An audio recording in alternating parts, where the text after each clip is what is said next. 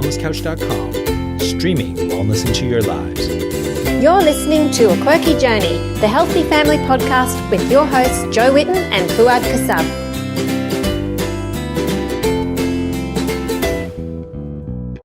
Welcome to A Quirky Journey. This is your host, Fouad Kassab. Why do I talk like this, Jo? That's because I like to get a laugh out of you. It's the best. I like opening up a podcast with a laugh. That's the best way to do it. So, Jo, don't want to scare anyone. I want you to kick us off with one of your good tips for health. Okay. So Fouad and I were having a discussion before this podcast about, what's important to us with getting started on the road to healing and good health, and not just the food side of things. Like, we talk about the food side of things a lot, and this does cover some food tips, but mostly, things that we've found have really helped us. And one thing that I would like to say from a mother's viewpoint is don't try and do it all, because that's what we tend to do as mums. We take on everybody's issues. We take on every child's problems, husband, friends, family, mum, dad. And then we've got all our own things, and we've got everybody's health problems, and everybody's, it's like, I don't know about you, but I have to kind of like organize everybody. And that's when I get really overwhelmed. And when I'm trying to do all the business stuff, as well as the mum stuff, as well as the health stuff, basically you can't do everything, and you've got to work out what your priorities are. And for me, sometimes I just have to sit down and write it all out so that I can see it and think about, okay, what actually is my priority? And Fouad's very helpful with this, aren't you, Fouad? Well, you're always telling me to.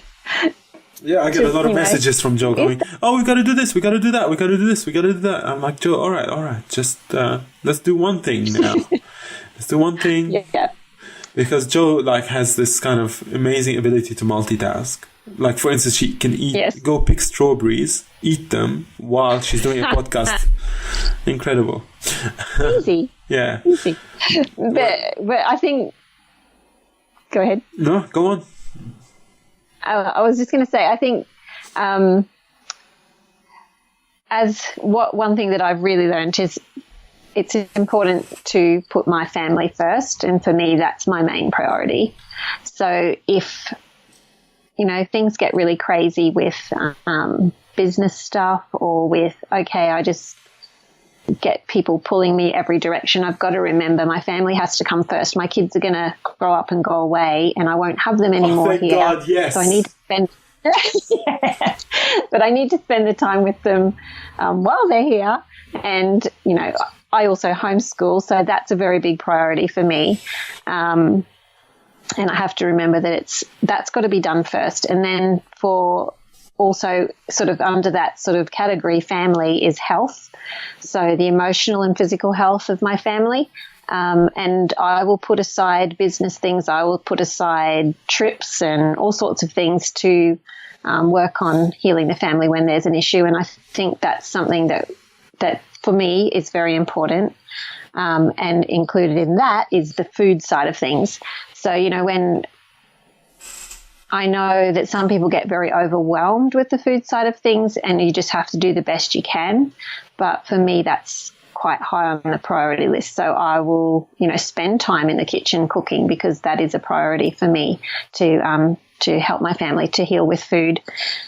And then work and interests sort of come after all of that. And as much as I love my work, I do have to put the health of my family first. I think if you don't take the time to look after your own health, you won't be able to do any of that. So, that's really important. And as mums, that's something that I notice, especially in myself, is you give, and don't look after your own health. And, or you're not taking the time out that you need to de-stress and sort of declutter your mind. And so that's something that is really important as well. And I think you were going to talk a bit more about that, Fouad, were you? Well, I was going to say that, yeah, I will. But if you don't have kids, just don't get them. Like don't get them. Just they're not really necessary. Like I love my kids, but if I hadn't met them, I wouldn't miss them. And old, and then you'd be really lonely. I've got a lot of friends. I've got a lot of health. But they might be your friends. They'll be old too. They won't be able to look after you. Hopefully, I'll get like a lot of memory loss as I grow older, and anyway, it won't matter then, and I'll be fine. I'll be just really, really happy. Joking. I'm just joking, but I think also, Joe, like to your point, like it's good to put your family first, but included in your family is yourself, Jojo. You gotta. Yes, I did say that. Yeah, you gotta look after yourself. You gotta look after yourself so much all the time. You gotta listen to your body. And you've got to look after your own emotional health and your own physical health. So that's what I was saying. It's the health of you and your family is the most important thing. Good. I'm glad we clarified that, because this is my takeaway, or my tip here, is to be kind to your own body and to listen to what it has to tell you. Because here's something that happened to me recently. This is I kind of was looking at the way that I talk to my body and the way that I deal with it and the way I've dealt with it over the years. And what happened was I just reviewed this inner dialogue, and I realized that when I was a child, I had, like, I'd get sick, for instance, and I'd have a fever of 38, which is not much, but all of a sudden my mom and dad would start pumping me full of Panadol, and then it'll hit 39 and I'll be given antibiotics, and that was just like all the time. That's how I was treated. Not, maliciously. It was basically out of love. My parents were really worried for me. They didn't want me to get sick because they didn't have the education that the body responding with a fever is actually a normal thing. And so I grew up with this idea subconsciously that the body is not something that can be trusted, that any kind of healing that's going to take place has to be done externally or with effort. So that meant that as I grew up and I actually started seeing symptoms of disease, such as being overweight, then getting infections in my ear, and then acne and eczema, and all these things, I'd have this kind of frustration with myself, which would say, why are you so heavy? Why are you always sick? Why do you always lack energy? Why are you always in pain? Why do you have this acne? Why do you look terrible all the time? Why? That kind of stuff. And so, for instance, from there, that would result in an abusive relationship with my body, where I would starve myself and push myself to exercise a lot to be able to lose weight. If we did that with our pet, and we just kept looking at a pet that was a little bit sick and going, you're just not good enough. You're not good enough. You're fat. You're lazy. You're broken. I'm going to starve you, and I'm going to make you run while you're starving. And they put you in jail for it. And that's a really abusive relationship that we have with ourselves. So what I'm giving you as a tip here is to review your inner dialogue and the conversation that you have with your body, and to see whether there are traces of these things in your dialogue. Or a lot of us actually, it's actually the theme of our inner dialogue, this kind of disappointment that we have with our bodies because we've been so sick. And a lot of the listeners to this podcast are recovering, and as you recover, you'll start peeling back the layers of this inner dialogue, and you'll find that it is abusive. So from there, you must really ask forgiveness from your body for the way that it's been treated. You'll find that a lot of tension in the body will relax from that, because the body is kind of always on edge being next to you. Like, it doesn't want to be around you because it's you're just so obnoxious to it. So when you ask for forgiveness and you truly mean it, the body will start trusting you again, and then you reestablish the trust with it, and you allow it the conversation. So then when you're tired, you ask, you don't go, why are you tired accusing me? You go, why am I tired? And then you just sit with that, and you see, well, first of all, I'm exhausted because I haven't rested, I haven't slept, I haven't stopped pushing myself, I haven't done any of that stuff.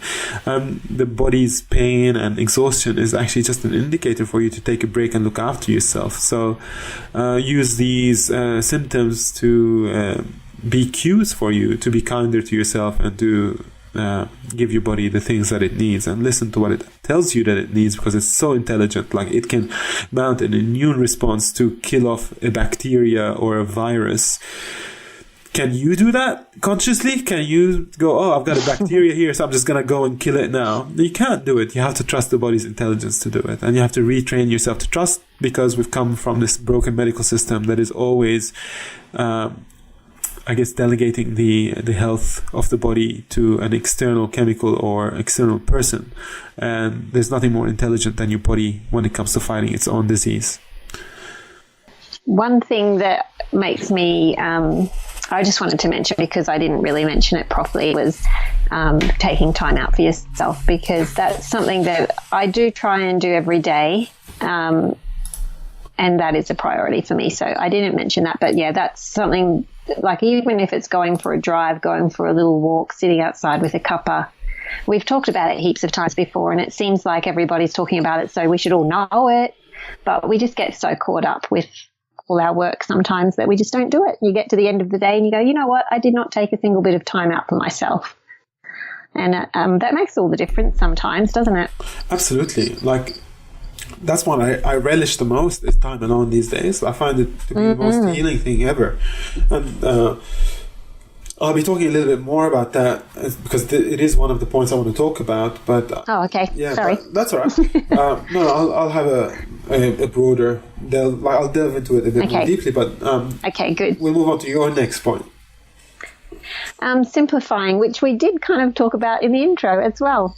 So that's one thing that I have found really helps me with. Okay, for instance, with the cooking, if you're trying to change your diet and cook a healthier, more nourishing diet for your family, you really have to simplify your food. You can't get caught up with all the fancy baking and all that sort of thing every day. And I think that was my downfall when I first started trying to eat healthy. I was trying to recreate all the things that, I would usually buy or enjoy, all the treats, everything. I was trying to recreate them in a healthier way. And that's fine for now and then. Like, for instance, our Christmas ebook, we've got some fancy things in there that you may like to make for Christmas, but Christmas isn't every day. And it's something that... it is here. Every day is Christmas for me. I love it. But you know what I mean? Yes. Most of the time, like, people will say to me, oh, what are you eating every day? What do you eat? And I'm like, oh my goodness, they'd be so bored if they saw what I ate, because I just keep it really simple at home most of the time. I'll have 2 fried eggs and a bit of sauerkraut for breakfast, and I'm happy. I'll have a bit of salad and carrot sticks and things like that at lunch with some, what did I even have today? Some... like I did a bacon carbonara with some, just because it was that was actually a special meal, so that's not a good one for an example. Hold on. Can we pause for a second? A bacon carbonara? Yeah, I do a healthy version. How do you do it? Well, we quite often use the mung bean vermicelli. Ah, yeah. It's like kind of glass noodles. Yeah. All it is mung beans and water. That actually tastes really delicious in carbonara. And you just fry up your bacon and onions and garlic in some olive oil. You cook the noodles and you just whisk up some eggs or egg yolks and cream or coconut cream and Parmesan cheese. So a true carbonara does not have any cream. Doesn't have it. Oh, I know. It just has the egg yolk. Doesn't have. So you can do it either way. Yeah. Okay. Yeah. I'm just joking. No, that's right. Yeah. That's right. And just whisk it all up and stir it through the hot noodles with the bacon and onion and garlic. My kids think it's like the best thing in the world. It is the best thing. Sounds like the best thing in the world. Oh, man. But how simple is it, though, really? I feel like carbonara now. But like a lot of our meals are just meat and veggies. So, you slow cook the lamb, take it out of the pot and add in a heap of veggies and cook the veggies in the broth, and then have or roast the veggies and have slow cooked meat with roasted veggies and a bit of salad and some sauerkraut. And so, yeah, keeping it really simple saved my sanity when we were trying to work on healing with food. And I just stopped baking all the baking stuff until, you know, we'd sort of gotten the hang of all the changes to our diet, and then slowly brought in a little bit of baking here and there.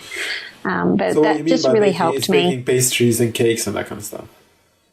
Because I still even make a lot of breads that kind of stuff. But like, I'll put like fish and like potatoes or sweet potatoes in the oven. I'll bake those. But so do I. But I just meant like breads and muffins and biscuits. I was raised in a family where every day there was something coming out of the oven that was breads, biscuits, cakes. Like my mum baked every day. Yeah. And I just thought that was normal to have baking for morning tea, afternoon tea, supper. And so I had to come out of that mindset. And I think a lot of people do eat like that, but they don't make it themselves. They buy it. Yes. Yeah, and so we have to get to the stage where we go, right, I don't actually need all that stuff. My body just needs meat and veggies, some salads, some nuts and seeds, some yogurt now and then maybe, or some fruit for a snack, and just keep it really simple.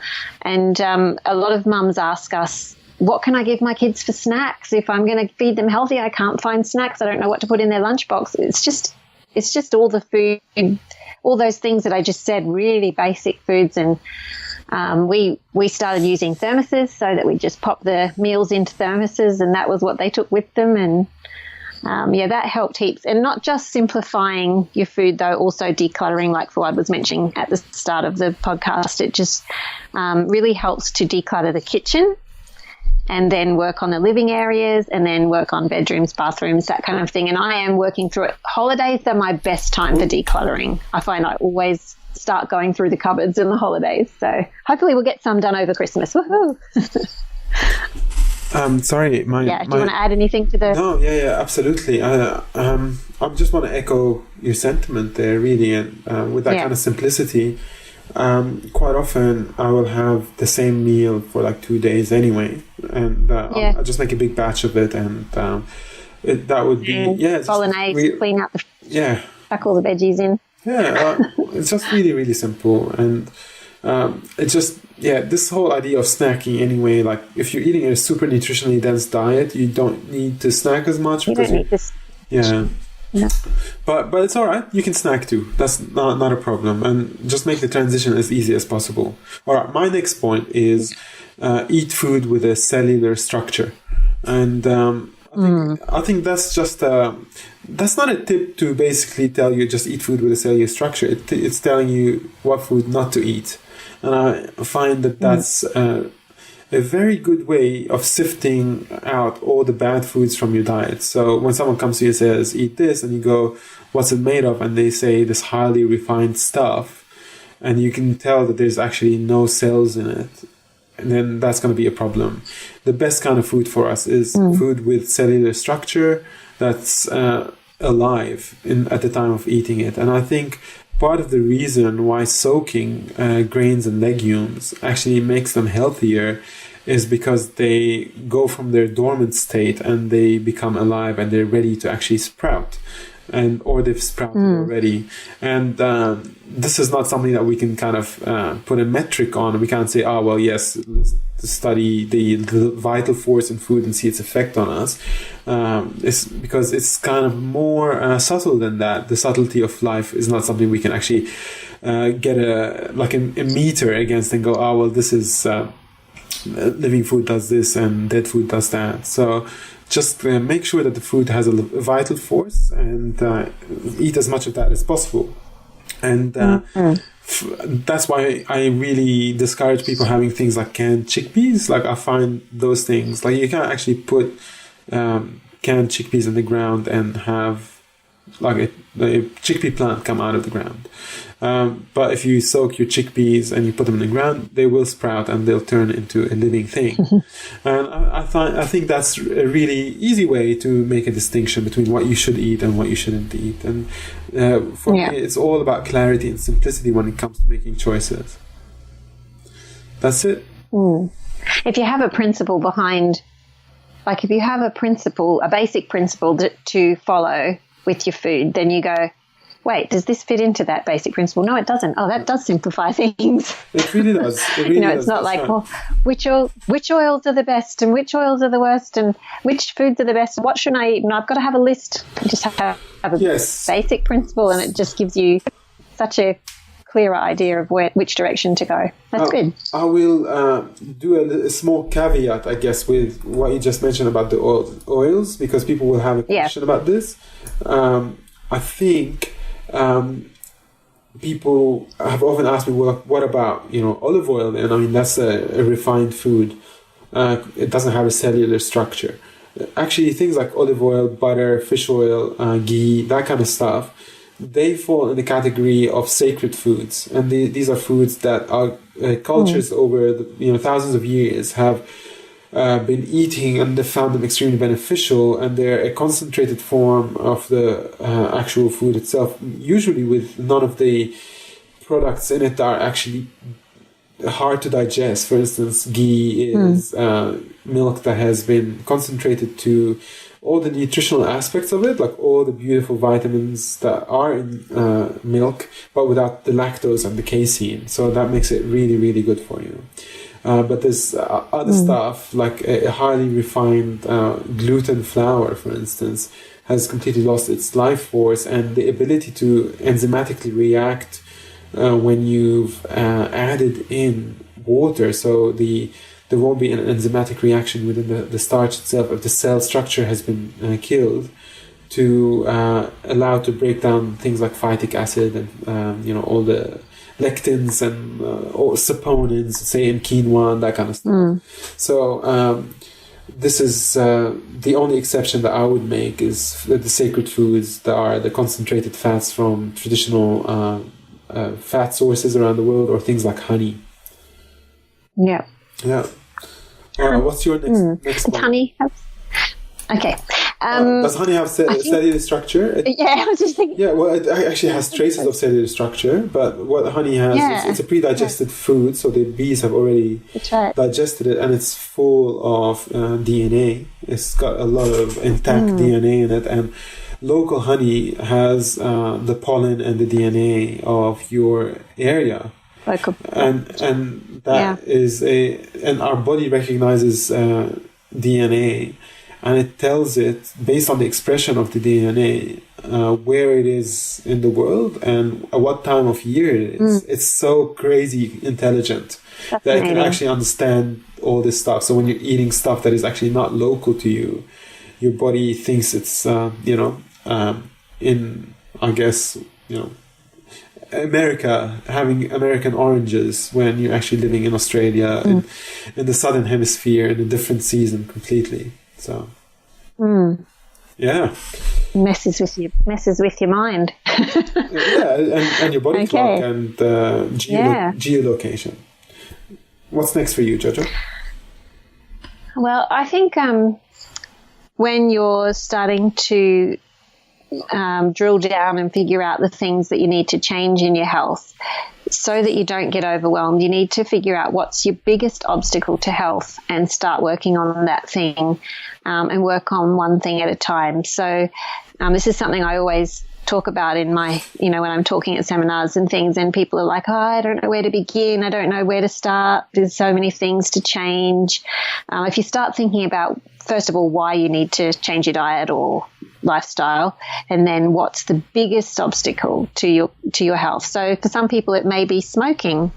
For some people it may be stress. Do you want them to smoke, or you want them to stop smoking?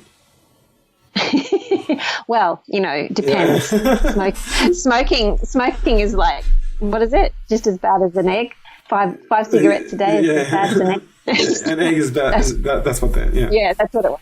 Yeah, we're being sarcastic here. That was a Netflix thing. Yeah. Okay, so smoking's no good for you, Unless it's smoked ribs. Oh, that's pretty good. There you go. Yeah. But, whatever it is that is causing you issues, that would be the first thing to work on.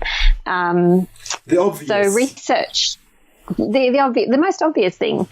So sometimes you have to sit down and research and brainstorm and write down some thoughts about, what sorts of things you need to work on, and then pick out, what's the thing that's most important for me to start working on, and start with that one thing, and even break it down into steps so that you can slowly work on it. So some people are really good at cold turkey, but some people really aren't.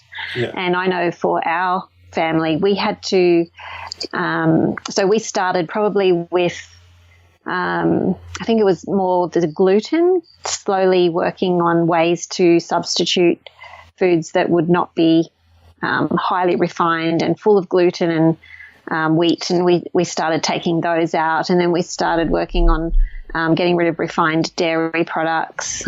We started working on getting rid of refined sugars. So that's sort of how we did it with foods. And then once we healed, we could bring in unrefined versions of dairy and stuff like that. But for some people it'll be stress, for some people it'll be food, for some people it will be slowing down on all the busyness and taking some time out for yourself. Whatever it is, just focus on one thing at a time and try not to be overwhelmed with all the things. I'm one of these people that will write lists and lists and lists of all the things I need to do, and that can be overwhelming because you start to just concentrate on millions of things. Yeah, I know. You're the one that hears about it. Joe goes to me, I've got like 5 lists of stuff that I need to do. And I said, you need a list for your lists, I do. And sometimes I just put them all aside and then go, right, I've got to think about what's the most important and write down like 3 or 4 things and just stop getting so distracted. So I'm speaking to myself here. Good. I hope you take your own advice. Have you got anything to add to that? No. I do. All right. My tip is get some fresh air, clean water, sunshine, and movement whenever you can. If you're out in nature, this is your natural habitat. You won't be happier anywhere else. If you get sunshine, your body craves it. So many biological processes depend on sunshine. If you haven't been in the sun for a long time, build up a tolerance slowly so that your skin isn't damaged by over exposure. Get your tan, get better at being outdoors, move in a complex environment. When you move, your body starts learning these really subtle movements of balance, and it improves your brain function. And then on top of that, what happens is it increases its ability to oxidize fats and to burn sugars. And that means that your body will better burn its energy sources. So if you're feeling tired and you can't actually exercise, movement is exactly what you need. Movement is the solution to feeling tired, because what happens with movement is your body starts being able to get rid of all the toxins that are clogging it and bogging it down. It cleans out your lymphatic system, and then these electrons start circulating in your cells, and they allow for like an electronic energy in your body, and electric energy, and that will allow you to feel better and better. And movement then starts encouraging you to make more movement, and the more you move, the more you have the energy to move. Don't go and exhaust yourself if you're extremely tired, but just make sure that you move in nature, in sunshine, with the fresh air. And also clean water is super important. We're 70% water or something like that, and if we're just drinking like terrible quality water, like pool water, that's what we get from our councils here, filled with fluoride and chlorine. This stuff is just, like you're having Macca's every day. And it's Macca's water. It's just terrible. You can't build your body from that kind of stuff. You need the best quality water that you can get. I'm going tomorrow, hopefully, to forage a little bit of water from that spring next to my house. If you're lucky enough to have something like that, go and get some water. Use it medicinally if you can't keep your supply up. So we have a cup a day at least of the high quality stuff and use it as a supplement. And we also encourage you to get a water filter. We've got a discount code for Zazen. What's the code, Joe? I forgot what it is actually. QC. I think it's QC water. No, that's. Let me just have a look. No, we got a new one for Christmas with the 15%. Oh, we did. Yeah. Is it Quirky Okay, you go look for it, and I'll have a look. Yeah, I think it is Quirky Christmas. So Zazen is the water filter that Joe and I use at home. It's a benchtop water filter, and you just fill the water from the top, and it goes through these like 7 layers of filtration, and then magnetization and remineralization with these mineral stones. It's really, really high quality, and we've been using it I've been using it, I think, for over a year now, and I'll never turn back. I love it. And you can go to Zazen. Tastes good, doesn't it? Yeah. It's delicious. I've seen some before and after. Yeah, it's Quirky Christmas. It has a capital Q and a capital C, but it's all one word. Do you think that matters? Well, I don't know. Try it out, guys. If it doesn't work for you, we'll put it in the show notes anyway. You can use that. Yeah. But this is an offer that we have, I think, until the 20th of December or something like that. So usually we only get 10% off Zazen, but now we've got 15% for you. So make use of it while you can. Save that 5% because it's not a cheap system. It's, I think, $500 or $600 or something. So every dollar counts when you get a discount. Make sure you make use of it in the meantime. And this is, of course, a replacement for wild water. If you can get wild water, that's the best. That would be my number one option. Very few of us have access to that, but if you do, as I said, just go out and forage it and keep some in glass containers at home and use it whenever you can, and it's the best stuff ever. And if you can find a place to swim in wild water as well, that would be incredible. I can do that. Yeah, so you're gonna get a stand-up paddleboard as well, Joe, yeah? I am. I'm getting one for Christmas. Woohoo. Can you buy me I was supposed to get one last Christmas. A Christmas present? You buy me one and I'll buy you one. Cool, because usually mine's more expensive than yours, so I'll still save some money. Perfect.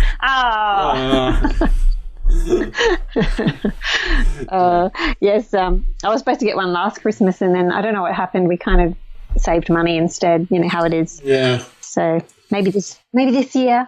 Well, you've got everything now. So you've got your Zazen. You don't have to get one. So that's fine. Yeah, that's right. I did get that for Christmas last year, didn't I? I think so, yeah. Yeah, and the ice cream maker. Oh, yeah. Have you used it? The ice cream maker? Oh, my goodness, yes. It's so good. How come I've never had photos of your ice cream then? Wow, I can't believe it. Yeah, I've had photos. I've sent you photos and videos. Maybe I've... If you go on Instagram, there's a video of making it the other day. There you go. What'd you make? I had it with my lemon... just a vanilla ice cream with the lemon yogurt cake. It was so good. You've got to make David Leibovitz's salted butter caramel ice cream. Okay. It is made with sugar, so you have to try to find a way to make it healthy. I guess coconut sugar. Yeah, maybe something. No, that doesn't caramelize. You want real caramel. Oh, you've got to... I don't know, maybe caramelize some maple syrup or caramelize some honey or something. Who knows? But I'll have a look. When I was in France, there's this place called Bertillon ice cream, and it makes this incredible salted butter caramel ice cream, caramel au beurre salé, and it just blew my mind. And when I came back, I was like, I need to know how to make this, and he's got the recipe for it. So, well, you know what? What?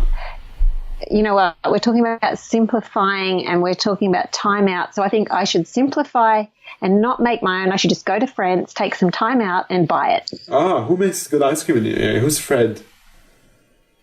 No, France, I said. Oh, France. I thought, okay. Gotcha.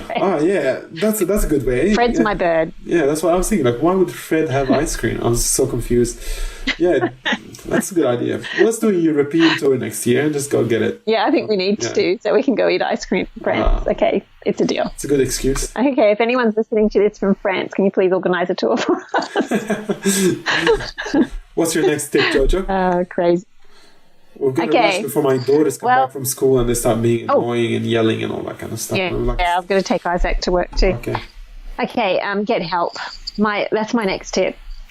When I first started to do gaps, that was a crazy time for us, and there was a lot of stress because of Isaac's anxiety, and there was a lot of work to do, and I still had my business, and I still had homeschooling, and I still had all the things, and so I got some help, and that was the best thing I did. So at first it was just a teenager coming a few hours twice a week to chop vegetables and do dishes and things like that. And, you know, that if you get a young person who just wants to make a little bit of money, you don't have to pay them heaps. A lot of times it's like I paid $15 an hour, and they were happy with that. You know, a young teenager is usually happy with that. And they can chop veggies and do dishes, and that saves your sanity. I tell you, when you go to the fridge and the veggies are all chopped and you can quickly make dinner, that made a big difference for me. And then eventually, because this is my business, I did end up getting an assistant at home. But for most people, just to have a little bit of help at home, it makes all the difference. And also training your kids to help. So it does depend on the kids' ages, of course. I have kids that are teenagers, so they help a lot around the home and with the kitchen work. I always think they could help more, but yeah, I was gonna say, be honest, like they don't help a lot. They help a little bit. Yeah. Okay, today I'll tell you what they did today. Let's hear it. They cleaned the kitchen. Simi cleaned out my car and vacuumed it and washed it. Okay. Isaac edited videos for me for Facebook. Cassia did all the washing.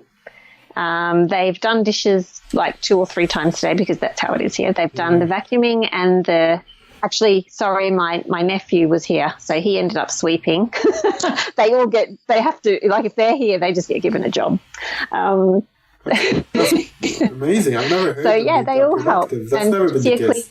It's a freak day, guys. Don't think that this is an every you day. just don't notice. There's a lot to do in my house. So Cassia does the bathrooms every day. Every day? Simi does the rubbish. Wow. Yeah, she cleans the bathrooms every day because they're always messy. Yeah. And she helps with the washing every day now because that's usually India's job, but with her working full-time, it's difficult for her to keep up so much washing. Well, yeah, so they do a lot. Job. Yeah, she doesn't get paid for it anyway. Well, that's what I'm saying. Like, you know, India's not pulling her weight anymore in the house. So. She's when she gets home, but not as much as she used to because it's a bit crazy all the amount of washing in our house. So to the house and she tripped down and fell because she was rushing to outside. Are you okay, little Sophie? Yeah, you're not okay? Okay, we'll go to mom now. Yeah. So that's probably my last tip is don't be afraid to ask for help from friends and family as well, because a lot of times people just don't realize you need it. And when you say to your buddy, can you just come over and help me today? I'm losing it.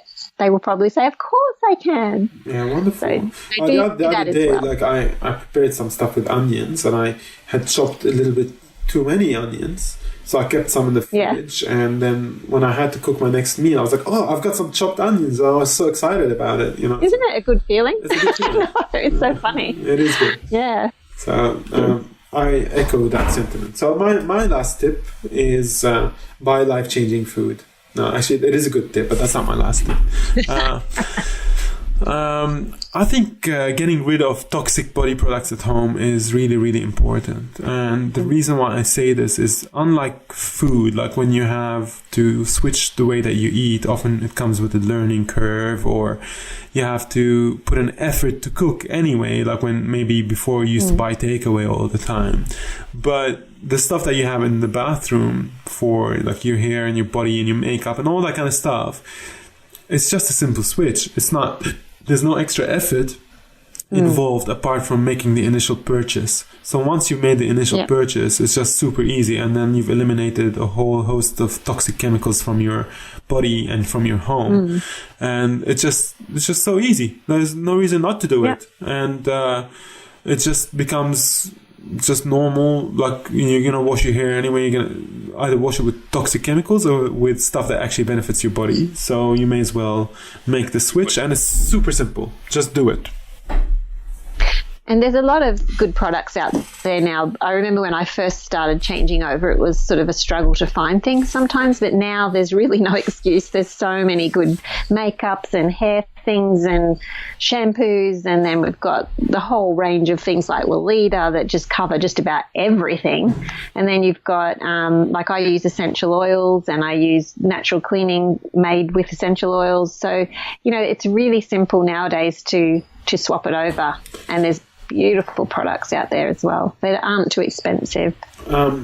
You can go to Alex Stewart's website. She'd probably have a lot of information there on the stuff. Yeah. And so that's Low Tox Living. And there's also is that what it's called? Low Tox Life. Low Tox Life. Yeah, excellent resource for this information.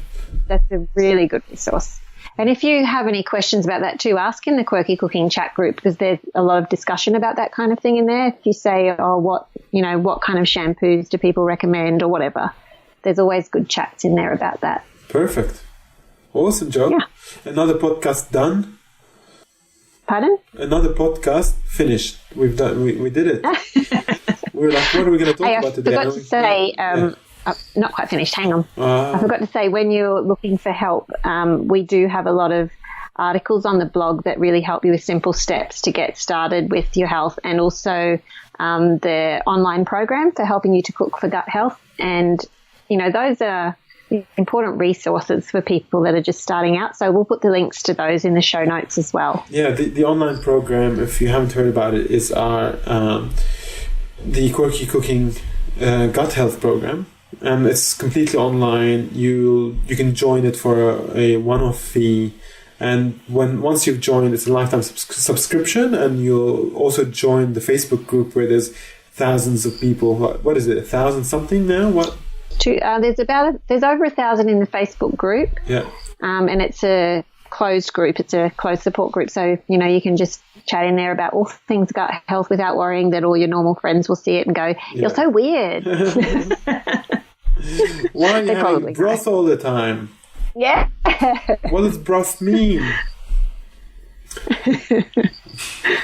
Awesome, it's good. And we have a GAPS practitioner, Elise Comerford, who answers questions in the group as well. Yeah, it's a really great resource. Definitely check it out at gaps.quirkycooking.com.au. Awesome. Jojo, I will chat to you later. Have a safe trip. I'll probably talk to you before you fly anyway. But I'll see you on Sunday noon. Yeah, we're off to Echuca for a class, and can't wait to go see everybody there. And for those of you in Melbourne who are missing out on the class that we were doing, we will be back in Melbourne early next year sometime, and we'll let you know when it'll be. Perfect. Awesome. All right. See you, Jojo. All right. See you soon. Bye. Okay. Bye. This has been a production of TheWellnessCouch.com. Check us out on Facebook and join in the conversation on Facebook.com/TheWellnessCouch. Subscribe to each show on iTunes and check us out on Twitter. The Wellness Couch, streaming wellness into your lives. Whilst the Wellness Couch presenter endeavor to provide accurate and helpful information to their listeners, these podcasts cannot take into account individual circumstances and are not intended to be a substitute for health and medical advice from a qualified health professional. You should always seek the advice of a qualified health professional before acting on any of the information provided by any of the Wellness Couch podcasts.